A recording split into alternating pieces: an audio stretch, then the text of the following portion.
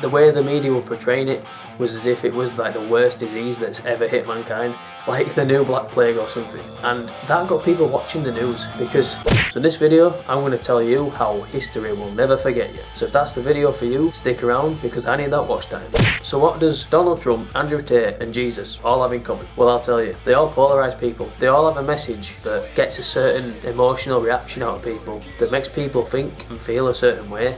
A lot of the time, it brings negative emotions out in people. It can make people very angry. You see, these people, and it doesn't just go for Donald Trump, Jesus and Andrew Tate, it goes for a lot of people. See, these people, they all have a message, whatever it is. They're not afraid to offend other people. They won't compromise on their beliefs for the sake of offending others. They just say it how it is. And what that does is it gets people emotional, and negative emotion sticks much more than positive emotion. I get a few comments here and there, and I'm telling you now, those negative comments hit way harder than the good ones. But what it does, it gets me thinking. Someone might leave a comment on my video and I'll be thinking about that comment for the next few hours. I think all these people understand that the reason why they're so influential, that they understand that any publicity is good publicity. You see, even though a lot of the things they will say might offend people, that's what's going to get people thinking about them more. Think about the media. Well, the media is so successful because it promotes fear and uncertainty. Think about the lockdown 2 years ago. People were panicking. People were watching the news every single day. The way the media were portraying it was as if it was like the worst disease that's ever hit mankind, like the new Black Plague or something. That got people watching the news because people were afraid. They wanted to know all the facts. They wanted to know as much as they could, and that's probably why it went on for so long. Not because people were dying, but because people were talking about it. People were thinking about it. People were thinking about it and talking about it because it had such a negative connotation to it, and that's why the media was so successful. These people, they engage your emotions, and when your emotions are engaged, that's when people think about you. Let's say you've got